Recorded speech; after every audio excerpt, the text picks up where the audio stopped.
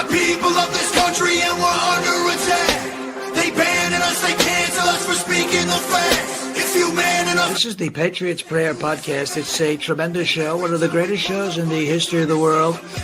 This is Bryson Gray, and you are watching the Patriots Prayer. PPN, you're doing the right thing. On the Patriots Prayer Network. Thank you all. PPN on your bumper.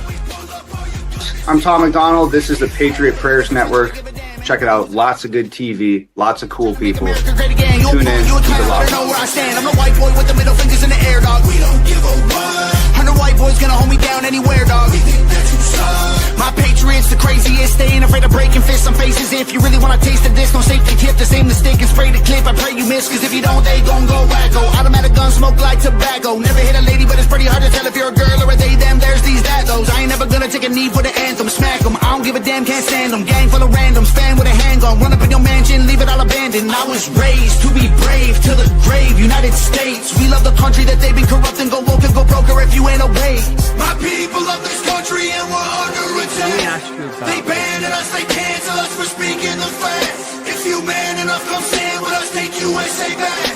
And every time we pull up, all you're gonna see is American flags. American flags. American flags. And every time we pull up, all you...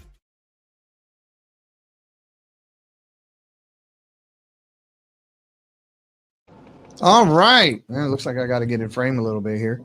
Okay. So, guys, listen, I told you we were going to do this a couple of days ago.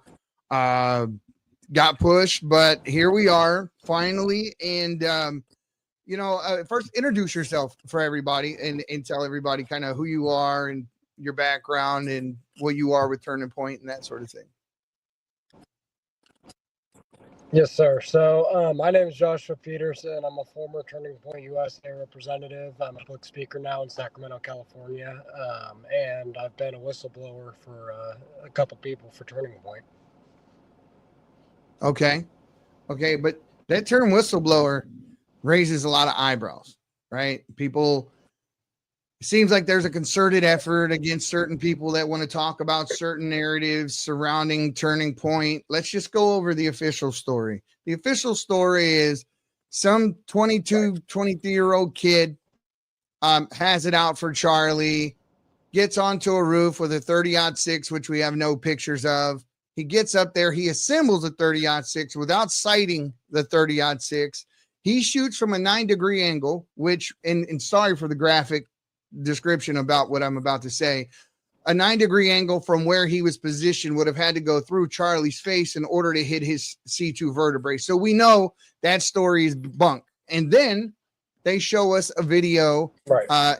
And what looks to be like an AI created video. There are two women walking in the background of him jumping off of that roof, that 13-foot drop.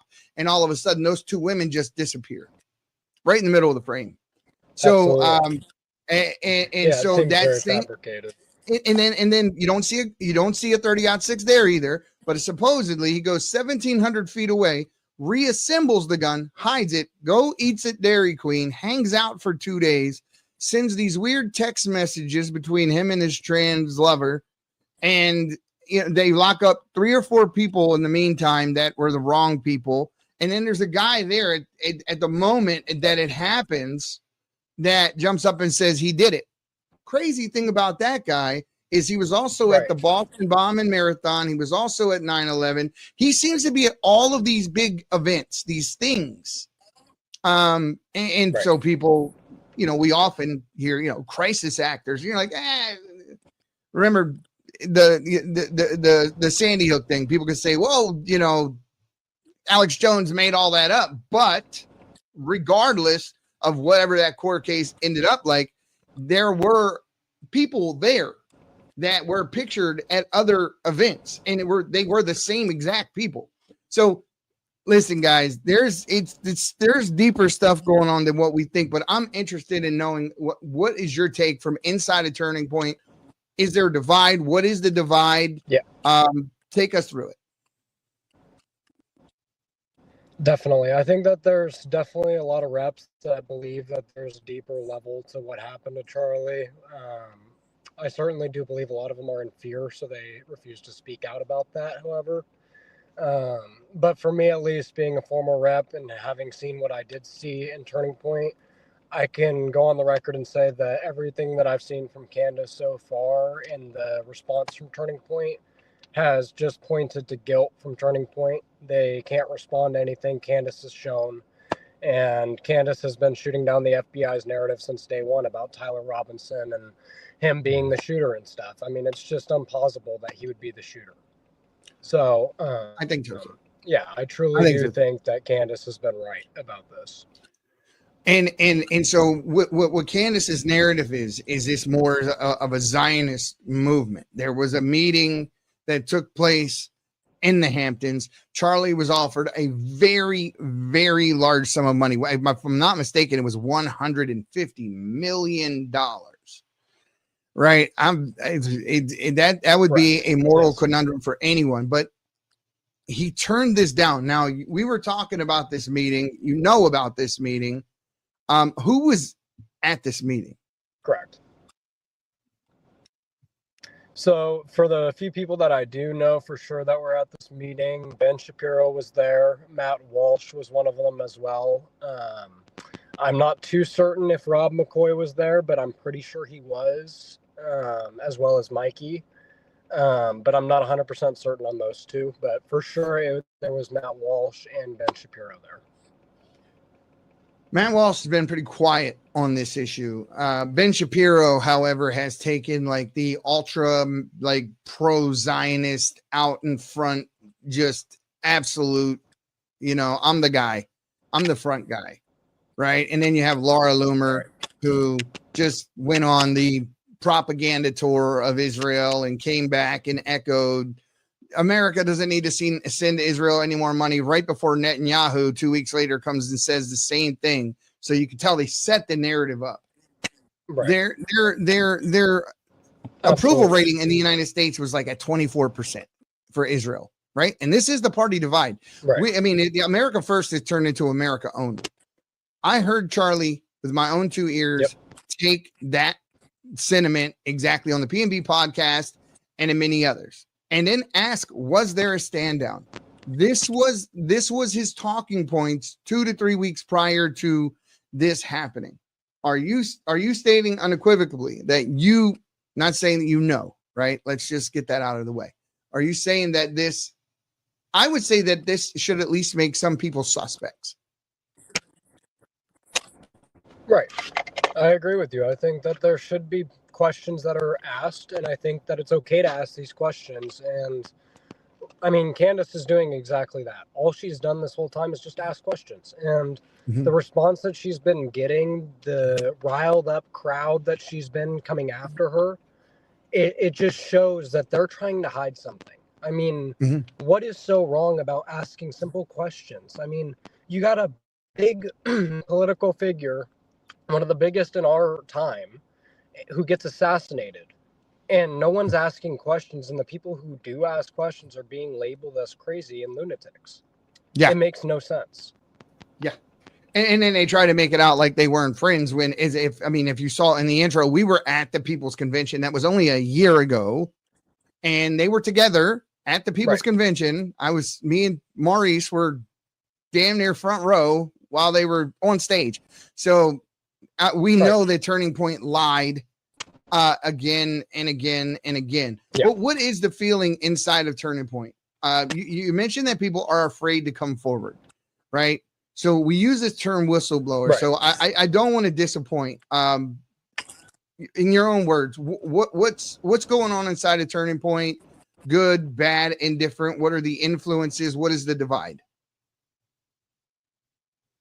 I would say for people that are wanting to know what's going on inside of Turning Point, the higher ups that are now in charge of it are running an alternate agenda to what Trump. We're gonna give it a second here. I can still hear you. I can still hear you. Okay.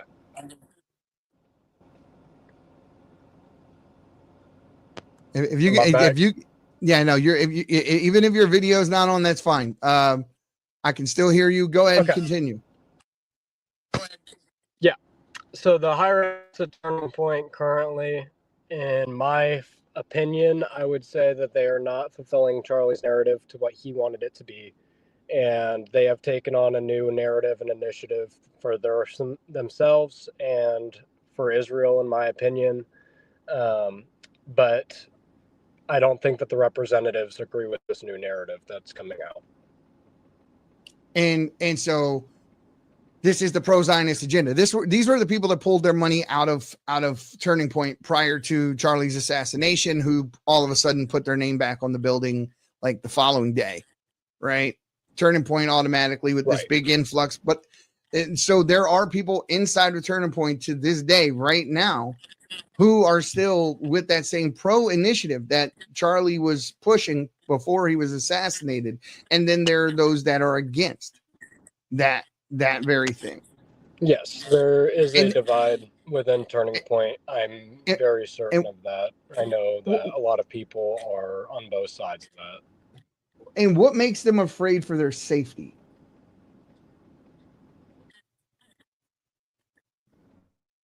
I think it's more so just their NDAs that they signed. I think they're afraid to be sued or gone after legally. It's not a matter of whether or not they're safe in general. I mean, that's more like the question is are they assuming that what happened to Charlie could happen to them as well?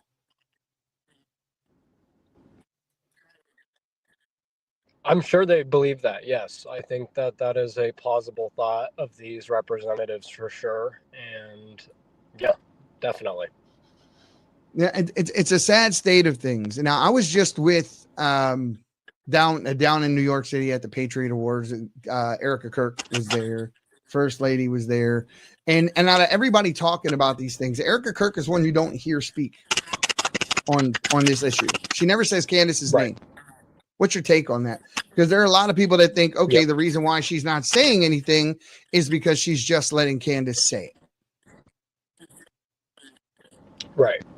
And yeah, I don't know why Erica's been so quiet. Honestly, I think it's been a bad decision to stay as quiet as she has. I think that if anything, if Candace was wrong, Erica should have came out from the moment that it started and said that this is untrue, Candace, I want you to stop, and etc. But she hasn't. And Candace even called her out and said, Erica, if I'm saying stuff that is wrong, that is incorrect, you can tell me to stop and I will. And Erica has yet to say anything about that. And so that to me is an agreement.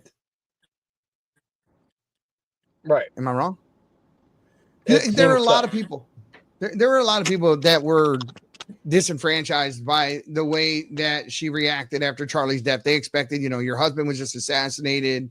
You come on and give this speech, and everybody responds to PTSD or bad situations differently. I personally witnessed it that when she gave her speech, she was on stage, and then when she walked off the stage at the Fox Patriot Awards, when she just got barely out of view, the waterworks were just, she was inconsolable. It was bad. Right. And I'm absolutely sure that Erica is heartbroken and devastated with Charlie being lost, of course. Having to raise her kids by herself now, it's terrible. No mother should have to go through something like that at all. No kid should have to go through losing their father like they did. And it's inconceivable. You're right. It's hard. But I don't think personally that Erica had anything to do with Charlie's death overall. Okay, so no foreknowledge, nothing to do. That's the Erica thing. Now, inside of Turning Point right now, there is a power struggle. Who's going to take over? Who's going to be the next Charlie? Right, they're big shoes to fill. Right, they put out this this kid. I don't know. I seen him kissing the Wailing Wall and doing all these sorts of things, and I thought, oh God, yeah, we see the direction, and that went away. They were talking about Milo for a second, and Milo is kind of a beast. Milo just eviscerates people, And so any idea on who they may bring in to do those college appearances and those sorts of things? Yeah. Truly, no one's going to be able to fill Charlie's shoes, and that's just At the all. truth. No one's ever going to equate to what he could do or how he could speak to people. And I don't see Turning Point finding a speaker like him ever again, truly. I don't think that they have the support that they once did. And I think the closest that they're going to get to a speaker like that will be, Matt Walsh or Ben Shapiro at this point. I think that that's really the direction that they're going to be heading. I really, really hope not. I really, really hope not. And I have respected things that Matt Walsh has done in the past. Ben Shapiro, for me, has just kind of fell off a cliff. I have no respect for the guy left whatsoever. He said the other day on an interview that Americans should never retire. Like, what retirement is stupid. Yes, sir. Like, why do people retire at 65? So what a stupid comment to make. Okay, so what else should people know about Turning Point and internal struggles? I mean, if you had to worry about one particular piece of influence, a person of influence over Turning Point at this stage of the game, if you're looking in there and you're saying, yeah, I wouldn't trust this guy, who would that be? Yeah. Personally, I would look at Mikey. I don't trust Mikey. He, from the start, ever since Charlie got shot, from the moment Charlie got shot, he went straight to going to a phone call and walking away without a care in the world for what happened to Charlie. And from that moment, I just knew something was up with that man. He has something wrong with him, and he knew something was up. Yeah, there were a lot of people that did things that day. I mean, disturbing the crime scene. As a matter of fact, in the early moments after, there was a man standing there in a brown shirt. Everybody say he had a palm gun, whatever. I don't know. All I know is when he did like this on his arm, it was exactly at the moment when Charlie got shot, and all we saw was an exit wound. Right, that's all we saw was an exit wound and a puff on his shirt, which was a very weird thing to happen for his cross necklace to kind of break and go over his ear. I mean, this is just not indicative of. I mean, he didn't have a vest on. That's a fact. So there are a lot of questions, a lot of questions that still remain, but they seem to want to attack anybody who answers their questions. Me, I don't give a damn. I'm going to ask the questions and let the chips fall where they may. I think that 90% of Americans are on our side, and they're using the 10% of grifters and the higher the influencers that are probably getting paychecks on a monthly basis and given talking points to try to deflate what we're saying in some way, shape, or form. Yeah, of course. And we expect it. I don't care. Bring them on, because when you look at what happened that day, frame by frame, there's no way that you can sit there and ignore that there were improprieties that took place that you can't explain. You can't explain to me how a 30-06 was used to shoot someone in the neck and they still have a head. It just doesn't work that way. I agree. It doesn't work that way. I think one of my final thoughts before I do have to head out is truly that I agree with you. The American people know the story. They know the truth, and they know that the FBI, they know that Turning Point, they know that all these people are not telling the truth. They know that Candace has been right, and they know that she's on the right track because she's been shooting down these narratives left and right that they've been bringing out. She has them in a full panic, and everyone sees it. And it's time for them to be brought out to the light. Last question real quick. What percentage of people in Turning Point do you think, being an insider, what percentage of people are thinking like you versus the establishment Turning Point? I'm sure I would say probably about 60-40. Really? That much? I would have expected less. 60 in favor of how we're talking here now, or the other way? No, other way around. I would say Okay, 60%. still, that's a the very turning high points percentage. narrative. That's a very high percentage. And I invite any one of you guys who have something to say, you want to come on. I mean, I want to hear it. I want to hear from you. I don't even, we can distort voices and keep you off the screen and that sort of thing. Doesn't matter. People want to know what's going on. People have questions. Thank you so much for taking the time, brother. We really do appreciate it. I know that we spoke about doing some stuff together in the future.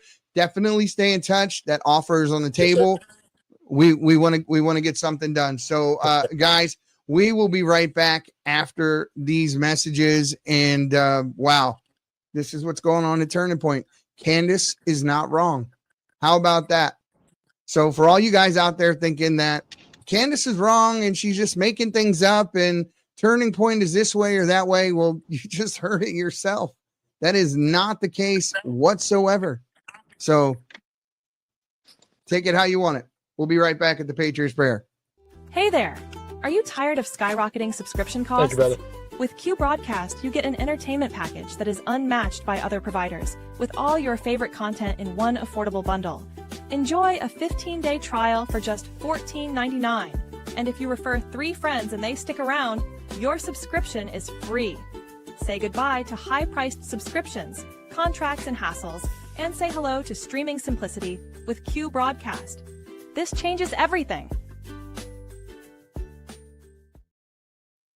So guys, next we are going to get into something that's extremely powerful. Extremely powerful.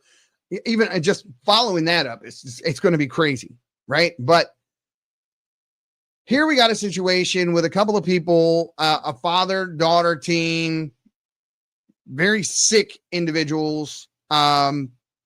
Story goes, and I'll kind of give you the executive summary of it. Dale and Keisha Richardson kind of try to make their bones on X, going around grifting from people, including Judge Joe Brown, the famous TV judge, upwards of 60 families, one person who's in jail, I think in prison, not jail, the big difference, I think for over 10 years for helping these people out, trying to do the right thing. She made up a ton of stories about being assaulted by people and things like that. Now, the story behind that is if you come into the United States and this happens, you usually end up with asylum. You're able to stay and you get your citizenship, that sort of thing, which is what she was trying to make happen over and over and over again. And the claims went out in the multitude, so much so the police stopped paying attention to her. She's created just so many stories, absolute fictional tales of these things happening to her, and hurt a lot of families along the way. This story gets absolutely crazy. And then they went on to attack one of our creators, my co-creator and friend, Maurice. And it's where you draw the line. You draw the line. So I'm going to have someone up here in just a second who's going to tell you the story, and we're going to take you through this. This is going to be something you don't want to miss. Something you don't want to miss. So I'm going to bring up Lisa, and I'm going to let her kind of take you through this story and what happened to her family. Hang on. There we go. Oh. All right. So we have Lisa. And I don't necessarily say your last name. I don't want to put that out there, but we'll just stick with Lisa. And so Lisa, we were talking about what we call the Karis Con, right? So Dale and Keisha, right? We've all been introduced to these. I can't think of a name right now. And in our own personal ways, they've came across our radars. They've created an enormous amount of fiction to gain sympathy, to hurt people for their own particular, reasons, their own ends. They sociopathic is kind of the word that I would use, conning people.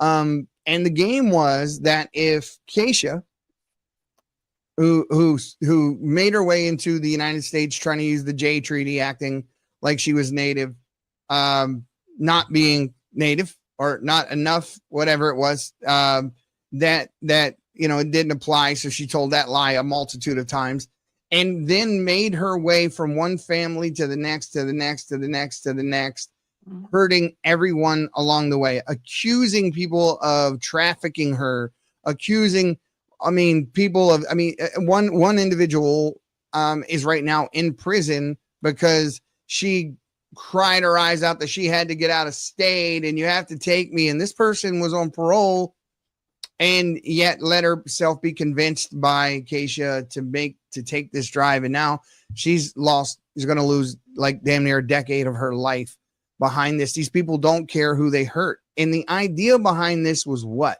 was their final goal? What were they working toward? And then we'll get into how you encountered them.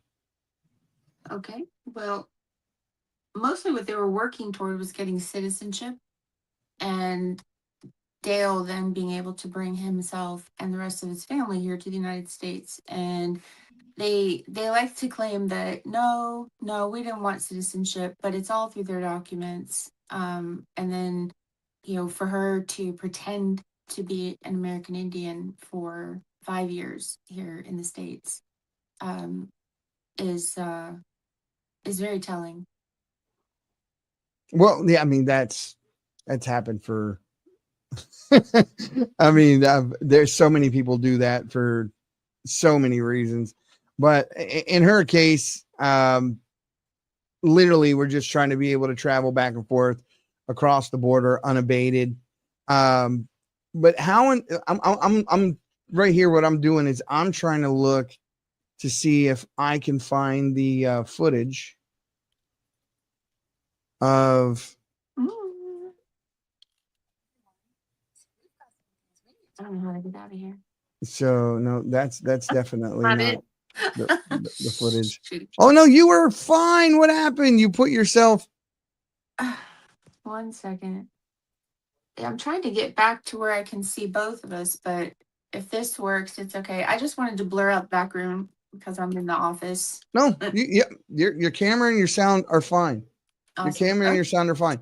Now, so she pretended to be Native American to get into the country. She got here. She ran through people like, let's get the notable figures. Judge Joe Brown was one of the people that she tried to grift off of. Didn't work out too well.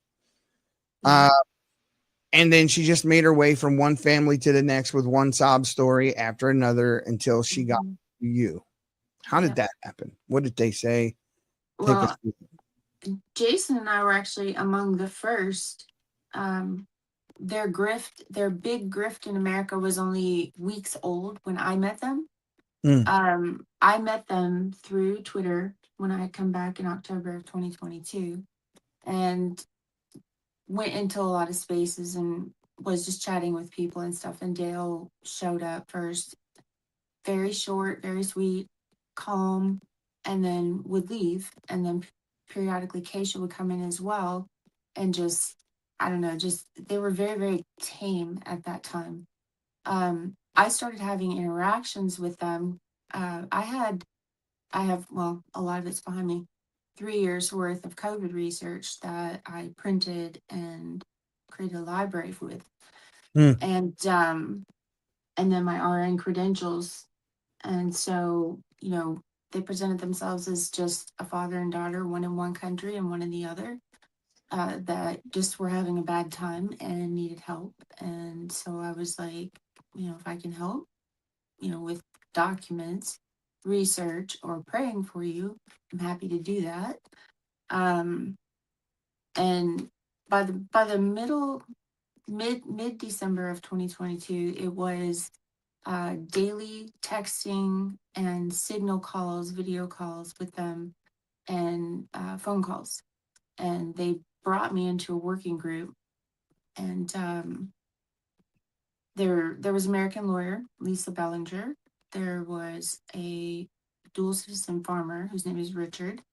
There was an accountant named Robert Cannon, and a political guy in Canada. I think his name is Jim Torma, maybe, and then another podcaster named Lindsay,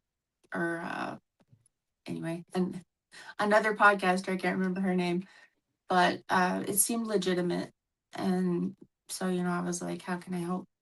And they had, at the time that I met them, Keisha had just freshly left South Carolina and went to Texas. And just prior to my meeting them, just weeks before I met them, Keisha had falsely accused Jalen Frazier of pulling a gun on her. And then their big grift really, really started because she was with him for like a year and a half. But that's when she started jumping state to state. But when I met them, she was in Texas with Robert Cannon. And then she was abruptly in Florida at the beginning of January. And from there, it was the end of January when I fell for the manipulation of she's not safe. She needs to be rescued. She has no place to go. And Dale can't help her. So I'm what I'm doing here is there was a video and she was out in the street, like on a street corner, megaphone in hand, microphone, whatever. Matter of fact, here it is. Here's one. So this is the video. This is kind of like what got under the skin of Maurice, right? So Maurice, everyone knows, Native Patriot on X. And so I'm going to share my screen right now and I'm going to show you guys the video that I have my monitor set up. So crazy. Too many monitors. All right, here we go. So this is a video that she put out. Now, it couldn't be more fake. It couldn't be more. I mean, the acting's pretty bad. It's pretty bad. But this is what they did. He's trying to pick the lock.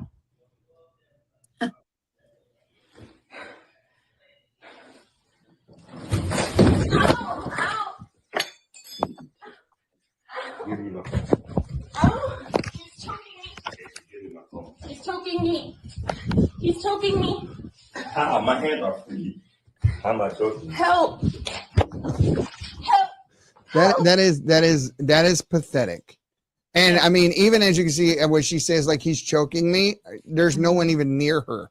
In the video, you can pause it at that moment and he's back here.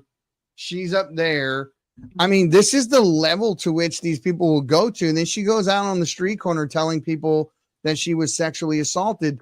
I mean, I'm not a woman. I've never been, in that position, but I would imagine that this is not something you want to go on a street corner and start talking about. No, this is. But also, like, important to note is in the police report that was generated relating that video that you just heard or saw. In the police report, there's no mention of choking. There's no mention of anything. It says that he hit her in the head on the left side, and so her ear was ringing. But the officer didn't observe any injuries, and she refused medical care. But there's no mention of choking, none whatsoever. So let's go back. Let's go back. Mhm. She's in your house. You guys are trying to help you. Obviously, big hearts, Christian hearts. You figure here's a person in need. I'm going to bring her in here. I'm going to shelter her. I'm going to give her the help she needs. She's in trouble. Mhm. So how was that, Keisha? And then how did that slowly morph into what we now know? Well, the Keisha that I had gotten to know on video calls and phone calls and text messages prior to her being in my home is not the Keisha that got into our car when we rescued her from Florida. That was not the same person. She was very boisterous and demanding right off the bat, demanding, special diets and stuff. And it was... What were the diet things about? Vegan, gluten-free, and organic. She would not eat anything that was not those things. So we provided that for her. She started. So she ate the cardboard boxes that everything came in.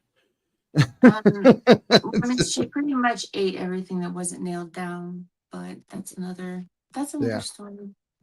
But yeah, she started my podcast or her podcast in my house just days after she was here, which I did find weird because, here this girl was supposedly in danger and feeling so unsafe, and she boisterously debates with me for the 12-hour drive back here first, and then not days after she was here, they were excitedly talking about how, oh yeah, we need to get the podcast going, and we need to, here's the list of people I want to I will say target.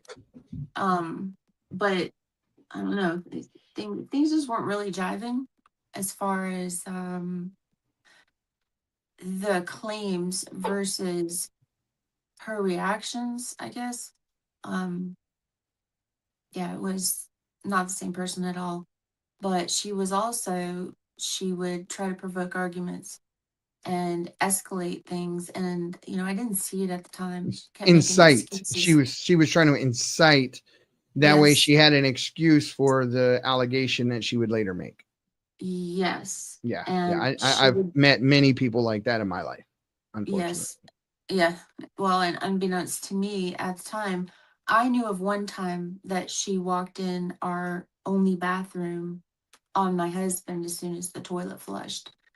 Fortunately, she didn't see anything, and she was so apologetic. And I was just like, It's okay. Mistakes happen. You made a mistake." Jason was not happy, but I would later find out that there were multiple attempts to get into the bathroom while he was in there. And yeah, the intention's pretty nefarious. Get a peek. I mean, a very, very pretty girl.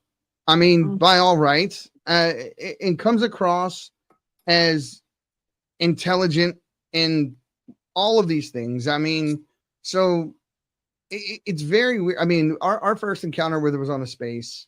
We brought her on one of our first deals, skin in the game, when we were burgeoning and holding our mental out to the Super Bowl and doing these types of things. And she was more into the Native American activism and that sort of thing. And then later did it become more about these other issues that we later learned about, because at the end of that podcast, Maurice, myself, and at the time we were working with a guy named Anthony.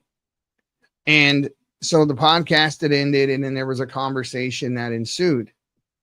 And that's when all of the red flags just, like, there were crazy allegations that she made. Oh, yeah. She said by Judge Joe Brown that Joe Brown tried to entice her into turning her dad in for drug smuggling. And I mean, and then made the allegation that, hey, I'm coming to a state near you three pretty soon. I might pop in. And we were all like, nope. Yeah. Lucky. So But yeah, my crazy radar went all the way off. oh yeah. Well, I mean, the story that was told when I first met them, like I said, is very tame compared to now. Everything has been just blown up into just horrible scenarios that end up falsely accusing people that tried to help them. And yeah. And I'm sorry, this is actually the very first time that I'm going on video to talk about this. So well, I'm glad that we've been talking about this for a while. So I'm glad it's finally happening. But I want the real gravity of this so people understand.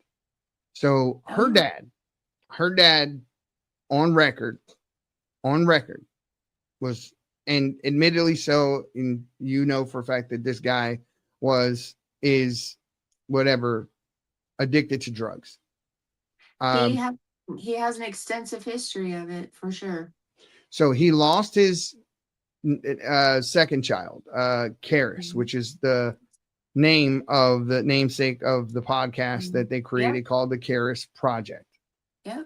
So the idea is that she would come to the United States. They had this plan cooked up to where she was going to accuse somebody of assaulting her sexually or whatever. Because in the United States, if that happens, you get citizenship for some reason. We have these weird laws. And a lot of people pull this kind of stuff. A lot of them coming from South America to America. I mean, it happens quite a lot. I hear this quite a bit in the Southwest. It happens more often than what people realize. Initially, that wasn't the big grift for America. In 2020, Dale had opened 2 LLCs in his name in Canada, and then 9 days before Keisha came to the United States, she opened 2 in her name, and then by, I want to say November, December-ish, 2 more LLCs were then created in Canada, or in Delaware. I beg my own pardon there, Delaware. And initially, Keisha was to come across the border with Dale's, at that time, much smaller stack of documents for the treason, and also to come in to set up those 2 LLCs in Delaware. And she was denied. She tried the American Indian thing, the American Indian born in Canada, but based on her credible fear interview and the questions and stuff, she's 12.5% Métis, so she doesn't qualify as an American Indian born in Canada. So that didn't work. So then it was, well, I am here to start my father's LLCs. That didn't work. And then she applied for asylum, and they did the questionnaire to see if she qualified for a credible fear interview. And so she got the credible fear interview, and then she was found to not have credible fear. Which is weird because so many people from South America do get that. And I'm very surprised under the Biden administration, they didn't get that. I'm just extremely surprised. But when she came across, it was still Trump administration, because she came across October 1st of 2020. And so Biden wasn't actually in office until January. But ironically, she refused to go back to Canada. So she got incarcerated in an immigration detention center. Yeah, she was out here in this one, right next to me, out in Nevada. Yeah. Yeah. And then in 2021, just shortly after Biden was sworn in, she was released. She would still not go back to Canada, but they released her on a supervisory program. It had somebody in America had to be willing to take responsibility for her. And that's where a man named Dennis James in South Carolina comes in. That was always known to me as Uncle Dennis. He's a family member of Dale and Keisha's. And so she was sent there, and she was only with him for a couple of months before she met Jalen. But yeah, I mean, it's a big circus. If you read through the immigration documents and the credible fear interview, it's, to me, it's stunningly weird and all that, but it goes even deeper than that, because she started to get close to people that were close to the Trump administration. Like we ran into her at CPAC. Yeah. I mean, we were there on official business. We were actually there doing our show. We were connected to CPAC. And of course, we weren't interviewing her at CPAC. I'm sure, I mean, the intention was there. She was there with Jennifer. We both know who Jennifer is, CT survivor on here. Another person to which they took advantage of. I mean, Jennifer's story, believe it or not. I mean, what happened there was Dale and Keisha joined in on a podcast watching an interview that we did with her and identified her as a victim, like 2 predators do.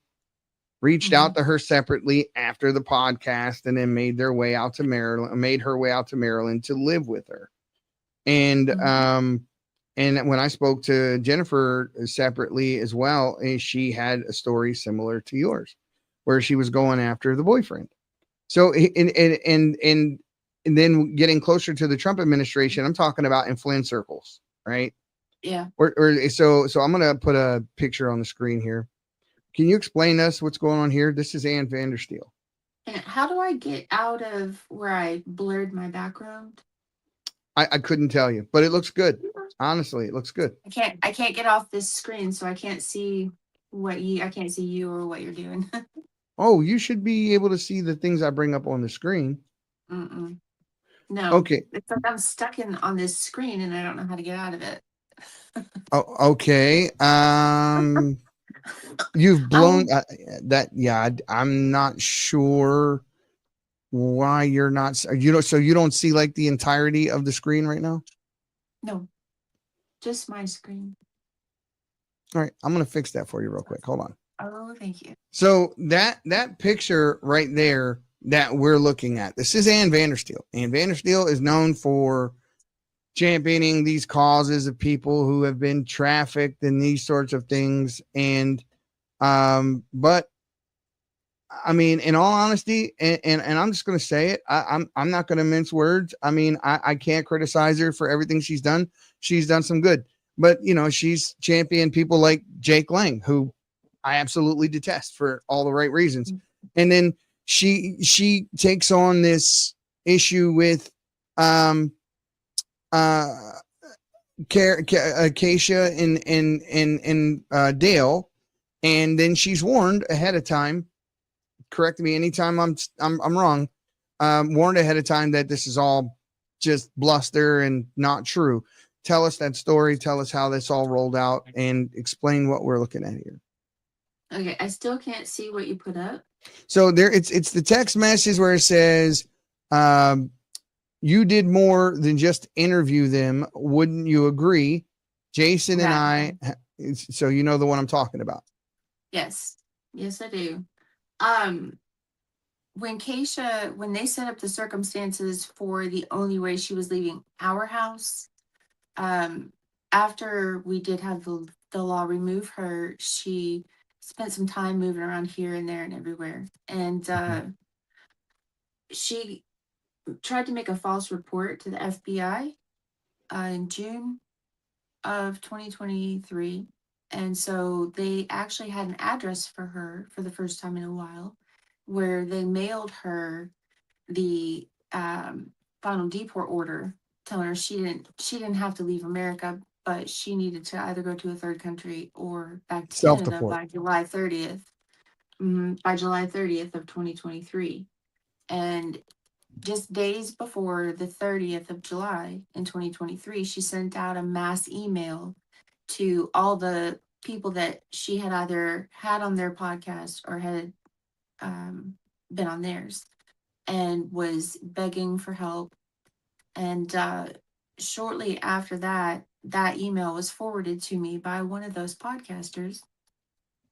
But it wasn't long after that she got involved with Lauren Cupp, and that whole thing happened. And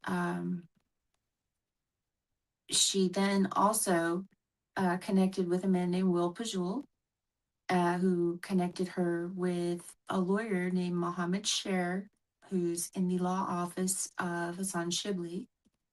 And not too long after that, I just don't have the exact date, but Ann Vandersteel comes in the picture.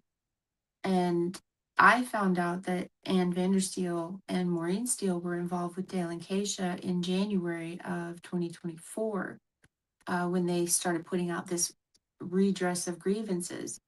And because of the numerous times that Dale and Keisha put our names in their documents, as well as dozens of other people with defamation, we look at everything they put out. We watch their podcasts. We keep up with what they're saying because we have to. But when I realized, like you said, that Ann Vandersteel was involved, found our names and everything, started tagging her on X, publicly tagging her, pleading with her to please reach out and to please look into Dale and Keisha, that they're not what they appear, that she has facilitated the passing of egregious defamation. Stream that live, actually. They streamed that. They Oh, they streamed made that situation. documentary. They made documentaries. And, And yeah, I mean, they handed it off to a legislature. I forget who the individual was they gave it to. Mhm. It was a female. I remember. They did it multiple And places. and they streamed it and made a big deal out of it. Yep. And I mean, did they ever walk it back? No. And this is where a lot of my issue comes in September of 2024, I randomly got a message from Maureen Steele asking if we could talk. So I'm like, absolutely. We exchanged phone numbers and we talked. And because I know that she is involved with Dale and Keisha, being in a one-party state, I recorded that call. And during that call, she let me know that she had spent her money to fly Keisha to where she lives and take her into her house.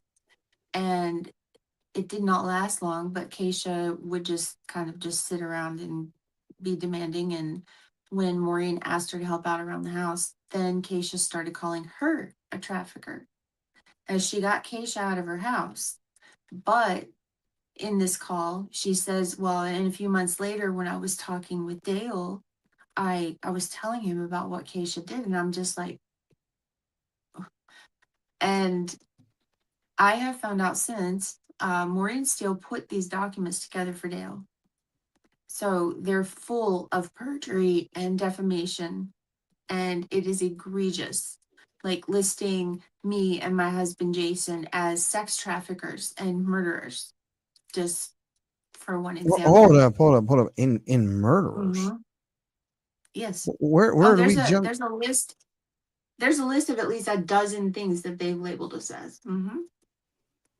So Yeah. where did they get the murderer part? Where does that come into play? I don't know, but evidently I'm also responsible for 17 million deaths related to COVID. And I'm a CCP asset. Huh? Yeah. And so Maureen Steele hears this story of, and Ann Vandersteel hears these stories. They obviously just don't pass things on without reading them first, I hope. Well, unfortunately, I also found out that when myself and another person came together and started sharing information and bringing the stories together related to Jennifer and Dale and Keisha, the person I was speaking with knows Ann Vandersteel and knows Maureen Steele and got Ann on the phone and was like, hey, what's going on here? And I know that Ann didn't read a page of it. I know she was shooting it through AI looking for my name. And she and Maureen were mostly upset about what their liability might be. But apparently Ann did not So know she realized about it was. Keisha calling. So just to be blunt, they realized it was bullshit. Yeah. And so realizing it was bullshit, realizing that it wasn't true, they wanted to make sure that you weren't going to come after them for defamation. I guess, but the screenshot that you had up is from February of this year. So all of this Ann and Maureen kind of being enlightened to stuff happened in June of this year, but going back to February, a whistleblower, a female whistleblower that's been blowing the whistle to Ann for a long time, had reached out to me some time back and said, hey, Dale and Keisha did the same thing to me and my family in 2023. And he knows Ann. And so when he was learning everything that's actually gone on, he was like, oh, no, Ann needs to do something about this. And I was like, yeah, she does. And so he brought it to her and she was like, oh, well, kind of blown it off. And he was like, no. And I mean, to put it lightly, he lit a fire under her ass. And then it was, well, I need to interview her, being me. And my interest was not in being interviewed by her because I do not trust her. Well, And why so would our you? information was exchanged. And I said I felt most comfortable to begin with a text conversation, which I did. And that screenshot that you had up is the very first part of that conversation where I just was trying to see if she's even on the level or willing to be honest about stuff. And she was not. So I that mean, whole it makes no sense why you would be willing to talk to somebody who was willing to pass on information about you to legislatures who didn't even want to take the time to read it, and to this day hasn't even taken the time to, I've made mistakes. I mean, the Jake Lang thing that I brought up much earlier was a mistake. I didn't know who the guy was when we first started talking, and what do? I come on with a retraction. Like, guys, I'm sorry. I thought I was talking to a patriot. I thought I was bringing you guys on some J6er who was really about that life and who was doing things for all the right reasons. And I was wrong. And here's the reason why I know I was wrong. And I had a cellmate on. I had Tim Hale on. I had people on that actually knew the real story. And that's what you do. I mean, that's integrity. Yeah. And it's sad. Well, it's sad. And what I've been doing with Jason, my integrity and my name is very important to me. And these are, what we have been exposing about them. I would never just lightly call somebody a liar that's claiming to be a survivor of human trafficking and whatnot. I would never do that. But we do our best to make sure that we have the I's dotted and the T's crossed before anything goes out. And, we have never had anybody say, hey, I can prove you wrong.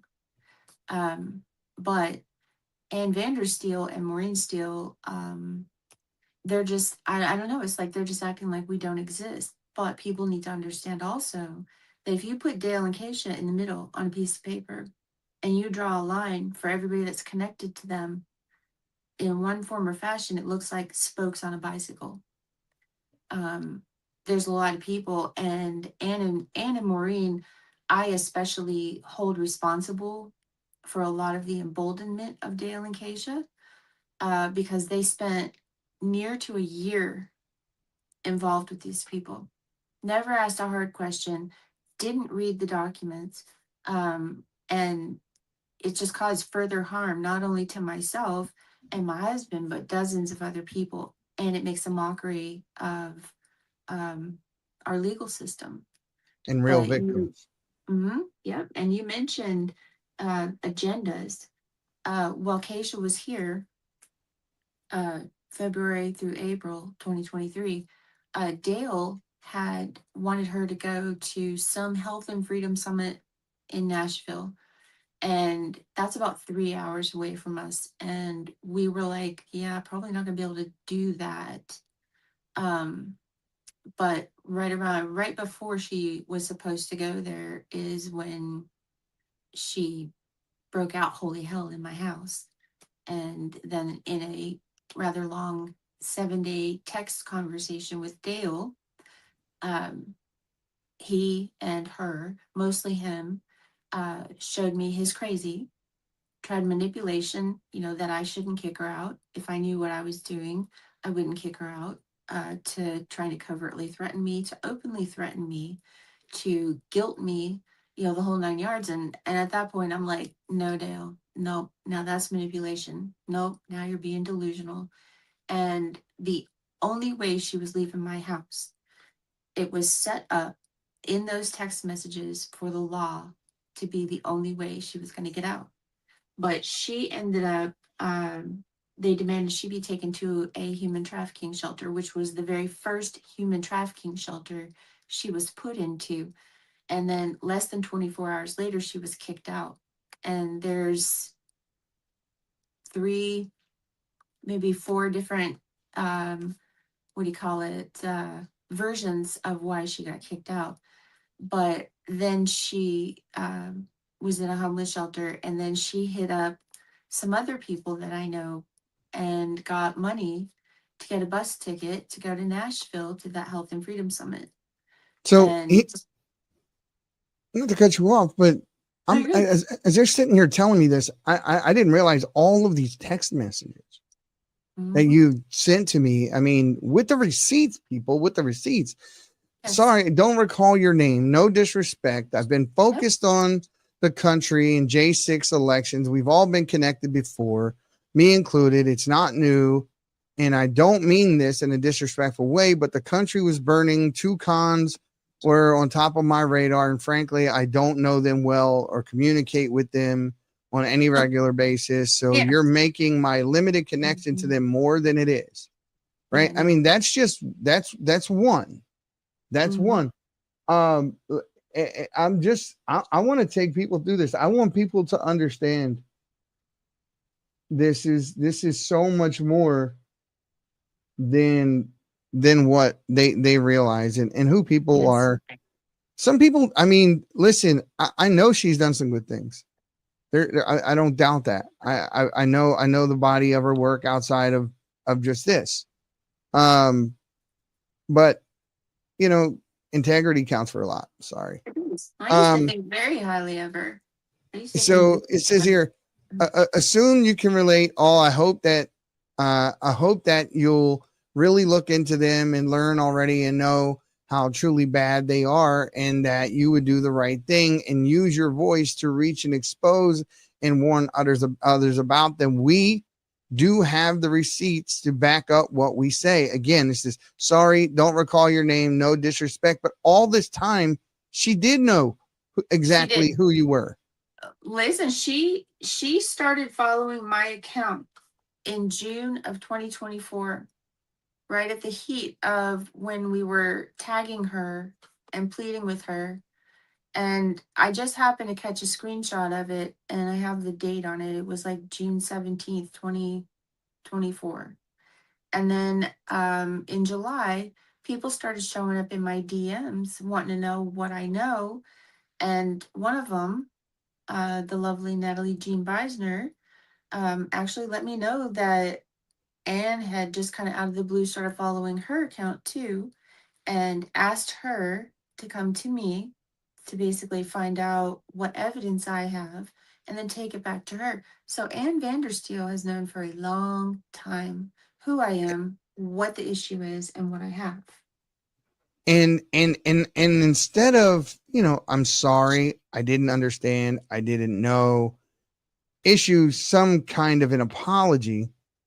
Yeah, I don't even, for me, it's not even about the apology, because this has been going on so long now that I wouldn't believe anyway. But Well, she says, yes, that's correct. Maureen Steele brought them into the People's Operations Restoration Project. And the last time I physically saw them, I can't recall. I did an interview before and after that again. I was not led on this, but then she goes on to start saying that you're talking a bunch of crap on X and that you would rather do that than call her directly. But my understanding is that there were some calls with Maureen. No, not with me. No, not with me. Another lady had I don't have her permission to put her name on here, sure, so I won't. But another lady that I had connected with knows Maureen and knows Anne, and ultimately got them on a 3-way call. And Micah, the whistleblower, the female whistleblower that's connected to Anne, he had also gotten in touch with her and said, hey, they did the same thing to my family sometime back. But I had tried to be polite up until February of this year, after one of the many videos put out by Keisha, trying to incite someone to cause harm to me and my husband, giving our full names, talking about how we are illegally weaponizing ICE against her and trying to get her put back into sex trafficking and murder. and that law enforcement would not do anything to help, and that somebody needs to do something, or she knows that she's going to be murdered. And that video Did you generated a send me any threat. of that? Yeah, Did, that did you? video generated a threat of harm. Just to I'm looking paraphrase, for it. I don't see the video. It's a video. yeah, And her you did. video, and then a picture of the comment where the gentleman says, it sounds like the people you named need to be visited by people with bats in hand or guns. And so we got a nice police report out of that. It's very detailed. The officer saw the video, he saw the threat. Is it her He face on the video or is it a recording? uh-huh. Yeah, no, she made a video. It's one of hundreds. But we were able to Yeah, physically I'm looking at. show. I don't see the video on here. I got a Mm, lot of information here, but that was one thing I don't have. It looks like I don't. maybe it's our police report from February. Is that in the Police report is the ones where you have all the documents highlighted, correct? I don't know. I sent you a lot of stuff. You sent me a lot of stuff. You sent me a lot of stuff. Let's bring up some of those things real quick here. Let me remove some of these things from the stage and make room, because these police reports are very, very detailed, and they do expose a lot, quite a bit, and it's I honest to God, you guys are saints, because different people would have reacted a completely different way. So in this one, it says, hello, Oh, don't Misha. get me wrong. Go ahead. This one here is, yeah, so this one is a DSR consulting. And let me pull it up over here so I can read it as well, because my eyes are old. This would be Keisha's 51 pages of corrections that she demanded be made to her mental health record back in 2020. And for people who don't know, they are lying and telling people that her ex-husband, Dave Derry, would savagely beat her, sometimes punching her in the face 50 times. And those 51 pages kind of take that all apart. But I'm also going to tell you, I saw her in person, and I am a nurse and I have worked emergencies and traumas. And if somebody punches another human being 50 times in the face, there's going to be some deformations. There's going to be some scars. That girl's skin is pristine and no deformations, which I also did find kind of odd. We'll just leave it at that. Oh, okay. So I do have the police reports here. I was able to identify. Awesome. So let me go grab those real quick here. I'm going to remove that from the screen. But just while I'm doing that, we could talk about that for a second. So she was a patient in a mental hospital. More than once. And so that's the level of person that we're dealing with here. Well, they're both. She said she worked. She said she worked there though. No, a church member, after she got out of the mental hospital, after she tried to falsely accuse her ex-husband of beating her, she ended up in the mental hospital. And in 2020, when she was released, Dale, that's when he decided to bring her to where he lived and into his home, where he was with his then wife, Kim, and their infant daughter, Karis. And because of the history related to Keisha, suicide attempts, outbursts, I mean, just really not a safe person to be around. Kim had let Dale know, no, absolutely not. And Dale was insistent. And Kim was so resolved that she let him know, if you do this, it will end our marriage. And within 2 days of Keisha showing up, Kim and Karis were no longer living in that house. They were with her parents. And I don't want to trail off.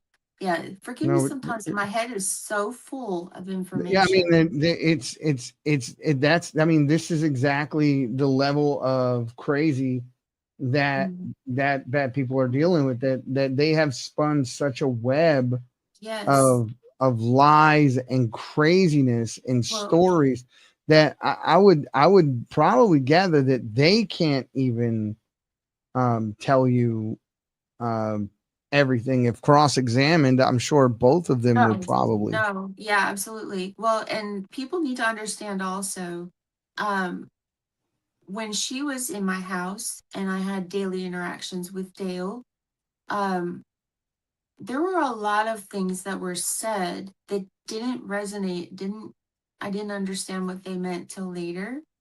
But one of the things is they fired Dale and Keisha both had mental health workers, like long term.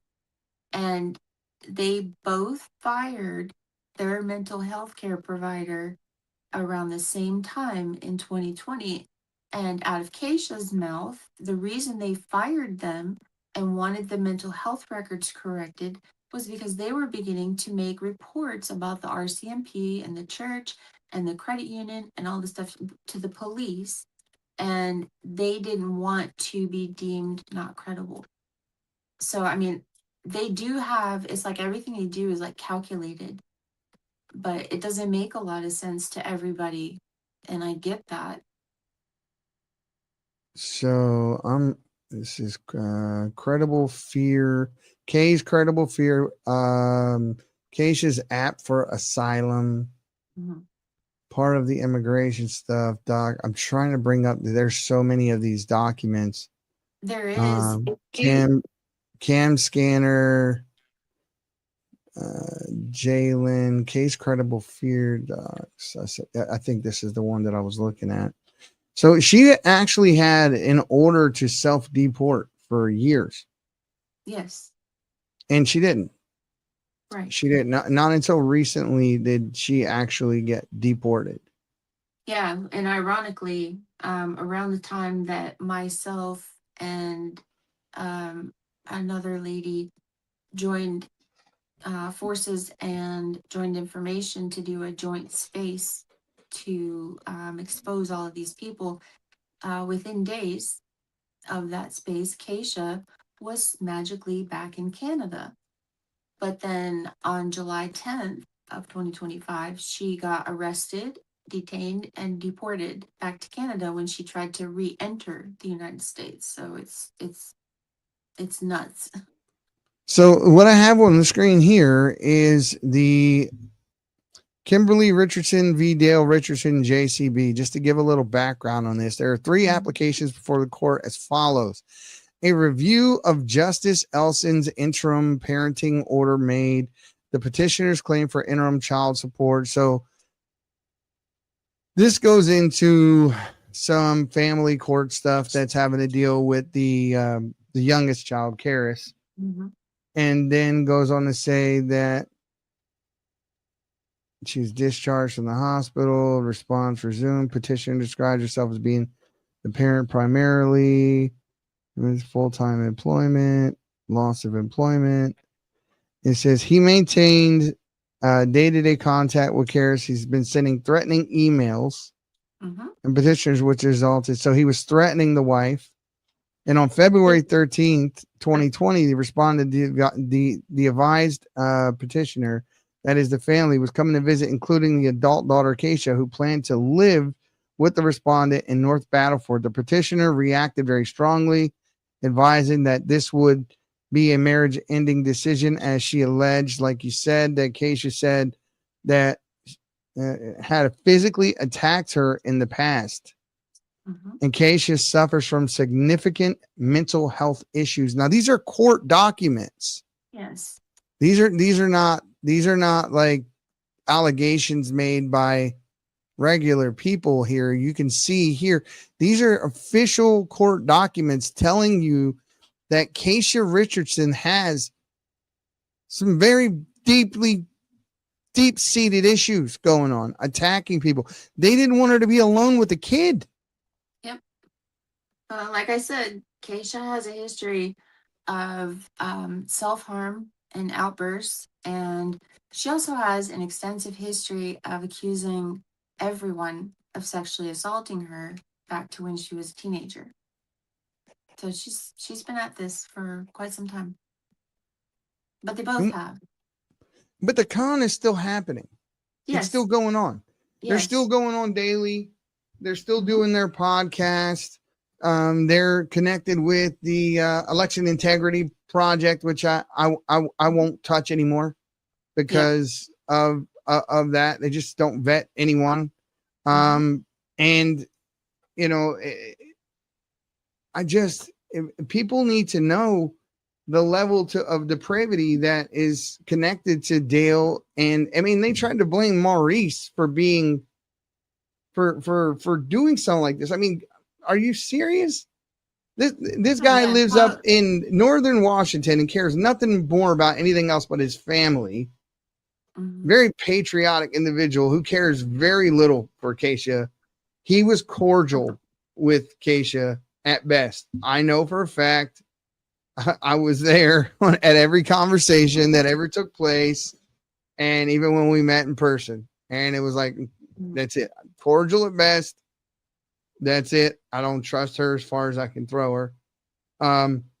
But this is, you know, I think Dale wrote something in the tweet is like, and you're okay with this, with the fake video? Yeah. That was put out. Yeah. And so there was another woman, I say no names, but who also lost her freedom behind. And I had a little challenge. I don't want to say like a troll. I think I know who it is though. Challenge me, well, is Lauren Cup the only case that they've hurt their case and blah, blah, blah. And I mean, people need to understand, I only share information I have consent to share. And people need to understand a lot of people are afraid of Dale. They're afraid of him. I really don't understand that person. I mean, that's just me personally. I don't understand that. He's in a place where he can't reach anybody. No, I understand. I understand why, based on some of their experiences and what I know about his history. But unfortunately for him, I'm not afraid of either of them. Well, if you don't need to share people's names, but what would be some of the reasons why people would even think that they have to fear this guy? Because he makes some pretty egregious threats. He will turn around and make false reports trying to get people arrested. They drag people's names completely through the mud. And there are people that physically fear him, fear what he may do physically. So really, well, Dale, you have an open challenge, buddy. I fear you very little. I don't care. Yeah, you and your daughter are trash and genuinely trash. The things that you've done to people, the lies that you've told, the people that you manipulated, the money that you've grifted, every bit of it, you should suffer 100% for. The fact that you guys try to pass yourself off as would-be Christians or would have whatever cult that you're in, and every lie that you've told, I hope you suffer for. And if I have anything to say about it, the entire stratosphere of social media and beyond will know exactly who you are. And come after me, I dare you. Yeah, same here. I mean, Dale's been coming after me, both barrels. Both of them have for over 2 years now. And it's like there's comfort in the truth. I get upset by what they say, and it makes me angry, and sometimes I pop off a little bit about it. But mostly I'm just like, okay, well, what are you going to call me next? What am I doing next? Please let me know. But I am not afraid. Not at all. Yeah. You have nothing to fear from these people. Oh, no, it's all perception. No. Well, I mean, the man, I know that the two of them have made 4 just that I know of, 4 false reports in Canada with my name on them since Keisha got deported. Mm-hmm. So there's some stuff going on there. Well, there's a lot of stuff going on in Canada these days too. They better be careful what they Mhm. post on the internet, because people are now getting arrested in Canada for what they post on the Mhm. internet. Well, Posted something earlier today where a man offended someone in UK by putting out a Christian post that someone in the UK was offended by, and the police came to his house and arrested yep, him. saw that. So Yeah, well, and people think that they're Christians, but Dale and Keisha are not telling you no, that I've had that conversation. I've had that they conversation with her. believe the Archangel Michael is Jesus. Yeah, they're That's Jehovah's right. they're Jehovah's Witnesses. Yeah, that it's not Christian. No, It's Jehovah's not Witnesses, Christian. which is a cult. And I have then no problem saying that. It's a 100% cult. well, and then they do not practice what they preach. They're incredibly terrible human beings, and they honestly don't even care about each other. No, I mean, No. quite honestly, in my own opinion, the relationship between the two of them seems quite odd, to the point of almost like what's really going on here. Is this? It's like a cult leader and a follower, like Jim Jones Kool-Aid stuff going on here. I'm not quite sure. I'll stay away from that other word just because we're on air. But people will get what I'm getting. You know, I think that when someone is very young, and there are people that suffer abuse at the hands of someone for a very long time, what happens is you get Stockholm syndrome, and you get a certain kind of control over it, and it looks a lot like that. What you see between the two of them looks like what happens after a long pattern of abuse and manipulation. They're both sociopaths. Oh yeah, there's something. There's something for sure. You remember the Elizabeth Smart story? You remember so her captors took her at a very young age, and it stole her out of her house, and before long she was not being kept hostage. She was walking the streets with them and everything, and was there with them and carrying out their. This is very much what happens, sorry. Go ahead. Sorry. Oh no, I'm sorry. No, I was just going to say, a couple of things also that people need to understand the gravity of what they do on a psychological level. I myself am a survivor. I will not get into details, but fought like hell to get away from the abuse of my parents by 15 years old. And then I was in the system for 8 years off and on until I aged out. And, I don't know. I don't want to be like what I came from, and I worked my butt off to not be. Yeah. But I shared some of my experiences. I shared limited information because there's things I will never talk about because I cannot. But in order to try to relate to her and for her to not feel so alone, I shared some things about my life, my traumas. And what they've done, they've turned around and twisted it all up and made it out like I am, that my father, because my father was a high up Mason, that I am a Mason, and took my traumas and just twisted them up in a way to try to hurt me. And I'm like, yeah, now you just really pissed me off. But they play the psychological games, and I think they believe that, well, and this has been true for most people. This is the thing. As soon as they call somebody a groomer or a predator, or you're a racist, or you're a trafficker, people back away. The majority of people just back away because they don't want to go through this. I can't say that I blame them, but people backing away from this are the reason that more and more and more people are going through the same crap. That's the truth. That's the truth. That's the truth. You're talking about Lauren. Go ahead. Oh, no, go ahead. Lauren Cook, it should get her freedom back.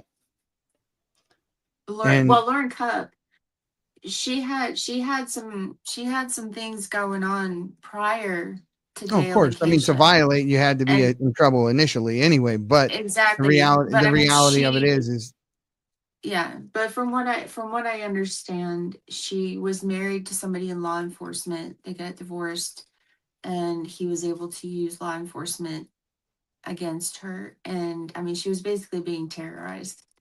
And she decided to carry a gun for protection.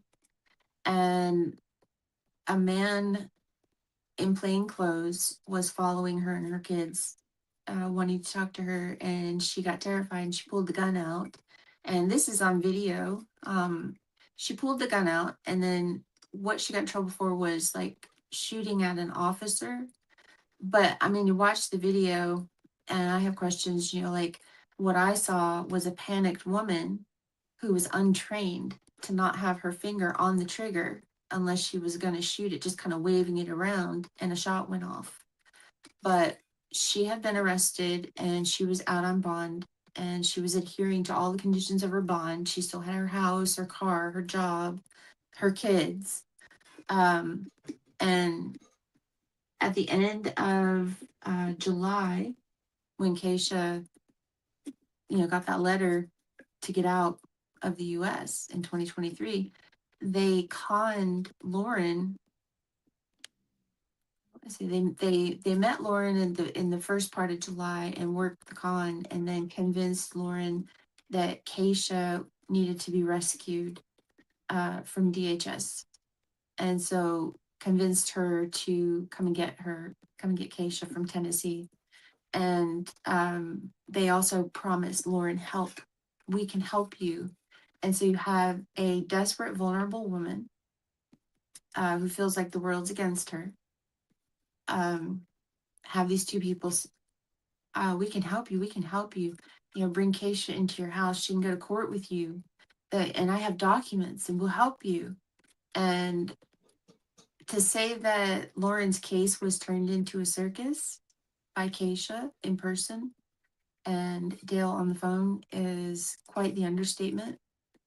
But in all of that, Dale and Keisha then convinced Lauren that if she was to go back to court, she would be taken and she would be murdered, and that she needed to run.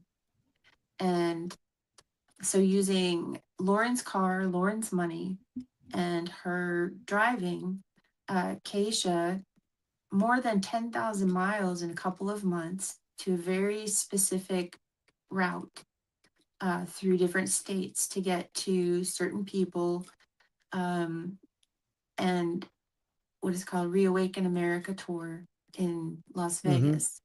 yeah. I was there, actually. I was at the Reawaken tour. I was there. Mike Flynn was there. As a matter of fact, in the intro, you'll see that one shot in there with me with Alex Stein. That was actually that tour. So yeah, I was there. But yeah, the things that they did, they managed to, they drove to Texas first, and Dale and Keisha manipulated an elderly lady named Karen Reeves, taking Keisha and Lauren into her home and into sending $2,000 through Dale's LLCs, and then take Keisha to use her rather suspicious U.S. Social Security number to open a bank account. And people say, well, how do you know she opened a bank account? Well, when Keisha left Karen's house, she left the customer copies from the bank account. So I have those. But then they went to Ryan's. So there was some identity fraud. There's a lot of things going on, like claiming to be a U.S. citizen on an official document, number one. But they left Karen's and they showed up on the doorstep of Ryan Zink, who's a J6er. I know him and his. Well, I know him and his father. Yeah. Yep. And he didn't know what to do with them, so he called his dad Jeff in Arizona, who said, "Send them here." And he told them that he could help them for a couple of days, but then they would have to go because they were headed to Reawaken America tour. And Keisha managed and I'm sure Dale was involved too, because they're like, but then the Zinks were manipulated into taking Keisha and Lauren with them, and then I don't know specifically who was manipulated into paying for the hotel and food and stuff for Keisha and Lauren while they were there, but that happened too. And I know that specifically because I was He was running for contacted. Congress. He was running for Congress Yeah, they both at the were. time. Yeah, well, he Yep, is but now. I know. The son is now. Yeah, Ryan is now. I think. yeah, No, I think his son's running for sheriff, right? yeah. I'm not sure what he's Yeah, I doing think now. his son's running for sheriff in Texas, But and his Dave, dad's running for Congress. yeah, when in the time period that they ended up at the Reawaken America tour, I was contacted by a lady named Noelle Roberts, who is a family friend of the Zinks and was also Jeff Zink's campaign manager. So I got a whole lot They're of good details. people. Good people who They are screwed over by the system. Yeah, they seem like it. My only issue really is I mean, the with video. Jeff Have you seen or the with video Ryan. of? Have you seen the video of the J6 video of what happened to Ryan? And Yeah. it actually proves his innocence. Yeah. And yet, even though it proves his innocence, they weren't allowed to use that in the court in order to it was a judgment before the evidence was ever presented, and he had to do 30 days in prison for a crime he didn't commit. And I hope he sues and wins. I just I can't imagine. Well, the Zinks are another group that I didn't have any reason to think badly of. But knowing that they have known and for how long they have known, and they just will not say anything. But then Ryan took stuff a step further and signed his case on to Dale's, which has my name defamed, as well as a whole lot of other people in it. I'm gonna reach out to I'll reach out to Jeff. I know we have common friends. It's not a hard thing to do. Well, and this is where part of the biggest problem with all of this is because in private, so many people acknowledge, oh gosh, yeah, well, yeah, they're terrible, or oh, holy crap, but then they will not say anything publicly.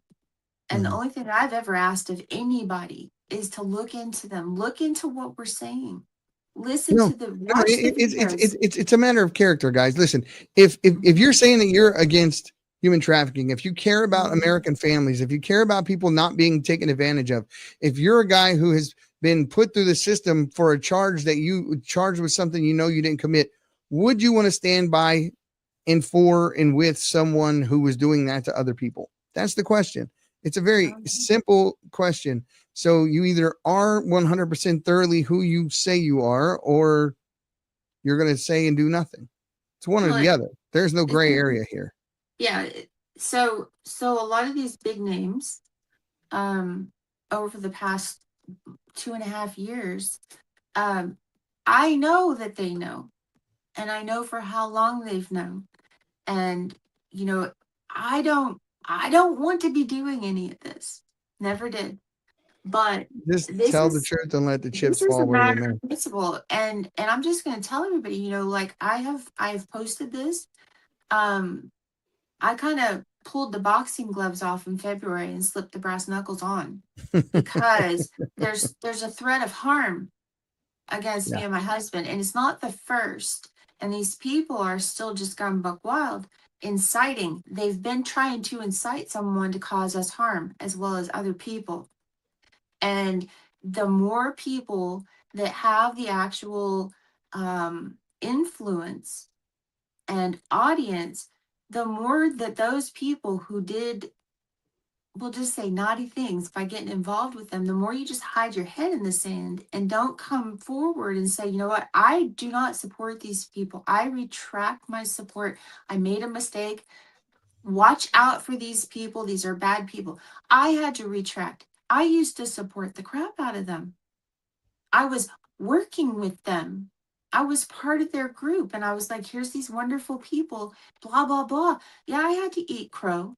It's not fun. It doesn't taste good. You burp up feathers. I mean, but it's the right thing to do. And I'm trying to be an example of what I would like to see in others as far as, have some humanity, do the right thing, have some integrity. And it bothers me to think of the number of people who have been harmed since my contact with Ann Vandersteel earlier this year. Well, I And tell then you going this. back. I tell you this much: they don't have anywhere near the reach that Maurice and I do. So it's yeah. I play the game. Oh yeah. Game on. Well, the one thing about Dale and Keisha, they target people. They have a couple of demographics that they really focus on. One is, can you do something for them? Can you give them something? And the other is, are you vulnerable? Are you in a state that you need help, but you don't really know where to turn, or you're sick, or whatever? They target people for these purposes, and they insert themselves and they jack people up. Yes, there's several people whose cases are all messed up, but I don't have consent from everybody to put it all out there. But Lauren Cupp, at the time that she finally was just like, I just want to go home. I need to go home. I need to turn myself in. Her bank account was drained. And a lady named Sylvia Beachy, who's with Rescue the Fosters, actually had to actively work to help get Lauren away from Keisha and out of Dale's control from over the phone. And I have some. I think I sent you the text messages, and then there's audio of the day that Lauren actually managed to get free of Keisha. And I mean, this woman was broken, absolutely. I mean, I got the actual footage I was able to find of her like on the street corner. And here she is. With her microphone. Yeah. And listen to what she's saying. I'm going to turn it up. Which he raised me under, and I can have the courage and strength to go forward and do the work that God has called us to do. We don't have that anymore. So many people don't have good men in their life that they can rely on, which leaves only the church left. The reason why our society is suffering today is because the church has fallen asleep at its post. I am no preacher. I'm not perfect by any stretch of the means. I've done loads of mistakes in my life, and I've made loads of even more mistakes the last 5 years being trafficked. I mean, you do a lot of things when you are being persecuted and you're in the moments of deep suffering. I have a level of respect that I can't even explain for Job. I think we read the story of Job all the time. We're like, okay. So there she is making allegations once again, saying she was trafficked in the last 5 years. Yeah, you know what? This is a new video. In the last 5 years, one thing I had done, I made a map based on when people were contacting me that had been victimized by Dale and Keisha, taken advantage of, however you want to put it. And by her own words, she's been to nearly every state in the United States, and it's all been on somebody else's dime. And you can go on her TikTok page and scroll way down and see all her little, oh, look at me, how pretty I am. Look how big my boobs are. Oh, look at me make a sandwich. I mean, it's retarded. This girl and all these different little festivals and, whatever, all the publicity, and I'm just going to say right now, like common sense. If that girl was actively being trafficked, does anybody believe for a half a second that she would be permitted or allowed to almost every day make posts, get on podcasts, and talk about how she's being trafficked? I mean, Does that even make logical sense to anybody? No, and in all honesty, guys, anyone who platforms Dale and Keisha at this point, shame on you. Shame on you. Shame on you for continuing the grift, for playing a part. Shame on you if you knew about what was going on and you still haven't spoken up and told the truth, recanted, and came out and said anything about this. To show you have absolutely no integrity, right? No integrity. Nobody should trust you. That's just the way it is. What happened here, it could have ended up bad for several fans. Imagine if one of her grifts would have actually worked and some innocent man somewhere would have literally been charged with trafficking her and lost his career, life, kids, house, home, marriage, everything in the process. And then they would have been able to do exactly what they wanted to do, bring Dale and Karis illegally into the United States and pull off this entire scheme, which is what they had in mind from the very beginning. This is absolutely sick. And if you play a part in this, you're just as sick. So that's what it is. And if you have an ounce of integrity, do not platform these people.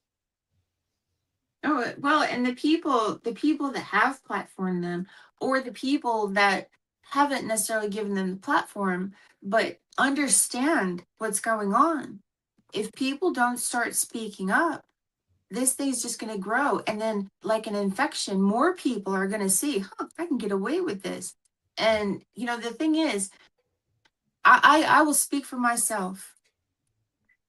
I have done my best to give grace and understanding to people and forgiveness, not to Dale and Keisha, not there yet, but all the people that have been involved. But the thing is that the lack of integrity, the lack of caring that we have active threats about our safety being made because they're out there inciting, giving our full names, the city and state we live in. They have our address. And I personally, I will never roll over. As long as I have breath, I'm not going to stop. And that's what these kids call today doxing. That's the word I think they use for doxing. And I am working my tail off to see that they are held responsible to the very fullest of the extent of the law. And I mean the fullest. And other people that have been harmed by Dale and Keisha, join us. Speak up. Speak up. Because this is I think, like, if you think like David and Goliath, right? Yeah, it seems huge. It feels huge. I don't want to do it. I don't deserve this from them. I absolutely do not. But the worst thing anybody can ever do to me is falsely accuse me. Yeah. But, I don't know. Anything you want to say before we get out of here? I mean, I'll give you the floor. We've waited a long time to do this, and we're going to air this later, and this is going to be I think it's going to shock a lot of people. Oh, yeah. Prior to you coming on, my previous guest was a Turning Point whistleblower, so this is going to hit hard twice. Interesting. So. Well, I just encourage people. I'm begging people, if you don't want to go through my thread, if you don't want to read or click the links or watch the videos or listen to the spaces, just go and watch some of their videos concurrently and listen to how the story changes. And listen, pay attention. They are literally trying to destroy anybody that goes against them, that takes away their ability to steal money from people and be the ultimate victims. And all of these people, including myself and my husband, that get these false police reports filed against us all the time. If ever, we've begged them, please investigate, please. But if ever any person is ever arrested and on some freaking stupid slip of evidence or whatever, I don't know, the court systems these days, I don't really trust them. But if somebody, somebody could lose their entire life, their freedom, their belongings. I mean, people need to look into this crap. But Dale and Keisha Richardson need to understand that this works both ways. Yeah. So anyway, yeah. I And appreciate they just kind of stepped into a different kind of a legal system too. I'm telling you, those things they write online in Canada now matter quite a bit. They have both. They have both been Canadian citizens consistently, even though Keisha was wandering around here for years. She's still Canadian citizen. And the thing about Canada that a lot of people need to understand, and maybe Dale and Keisha need to understand, that in Canada, committing libel, which is written defamation, you can go to prison for 5 years. And I have to find out if it's per count, if it's stackable. Whether or not it's consecutive or a concurrent sentence. Whether I can tell you right now, they're enforcing it because they're enforcing it from other countries. They enforced it from the UK on a pastor who simply posted a pro-Christian post this morning and was met by the Canadian police and arrested. So, just desserts. I tend to look like the cat that swallowed the canary sometimes, but without revealing anything, there are things happening. All right, So, guys. Hey, listen. It's very interesting. I know you're going to be joining Maurice at a later time to do this. He couldn't be with us today, but guys, as usual, and is what I always tell you, the silent majority. You need to stop being silent. You need to stand your ground. Evil will never retreat willingly. It must be beaten back in every single case. It doesn't just give up and walk away. It doesn't realize, I'm wrong one day. I'll stop. I didn't realize. No, sometimes evil is just evil. And the only way it goes away is if you speak up, if you say something. And if you're on this side of the fence, the patriot side, the side who says that I believe in God, I believe in what's doing what's right. And if you're wrong sometimes, you know what? It takes a little bit of humility. I'm just come out and say, I was wrong. I'm sorry. I apologize. Correct the record. Stop platforming these grifters. Stop platforming these grifters. Definitely go and listen to what started this whole podcast out, to what was said in the very beginning of this by Mr. Peterson about what turning point was going on. And what did he say? He said, Candace is not crazy. An insider, folks. So all the grifters that are out there trying to tell you that Candace is crazy for asking questions, that a lone gunman got onto a roof with no gun in sight, put a gun together, incited it, took it apart, and got off the roof fractions of a second later and jumped off the roof with no gun in sight, but took that gun 1,700 yards away, put it together, hid for 2 days, went to the Dairy Queen, and all this other weird stuff that they stated. And we're not supposed to ask questions about it. And whether or not there's a Zionist side of what's going on inside of Turning Point. Also, the question has been asked and answered. He said there's like a 60-40 split. There are people literally inside of the organization that are afraid to speak out. He happens to be one that is not so afraid to speak out, but there are a lot of things that he was afraid to say. And I know this because we spoke. And we are going to try to get more of these people to come forward and talk, because I'm tired of hearing Candace Owens just absolutely lambasted for asking questions that we should all be asking. And then they try to say, well, if you ask these questions, you must be anti-Semitic. No, you are retarded if that's what you think. I mean, literally, I don't even use that word a lot, but God, it applies so much. Because these people that are usually taking this narrative are usually getting a paycheck from the same people they're defending. That's why you got so many of these big creators out there that are saying the types of things that they're saying, like Ben Shapiro the other day saying Americans shouldn't be able to retire at 65. That's just weird. Who retires? Dude, shut up. Go. You were at the meeting with Charlie Kirk when he was offered $150 million to stop spouting the anti-Zionist stuff, to talk about the stand down that took place on October the 7th. You were sitting right there, right? So you're a part of it. You're a damn grifter. I have no respect for you whatsoever. Guys, thank you so much for joining the Patriots Prayer podcast.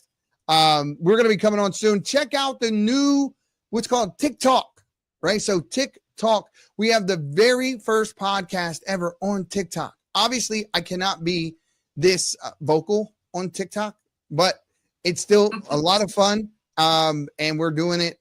I'm doing it pretty much over there daily. So go check that out. That is so much fun. TikTok actually allowed one of the more right-wing conservative Christian guys to be one of the first people to ever actually launch a podcast on their platform. So that's going to be a lot of fun.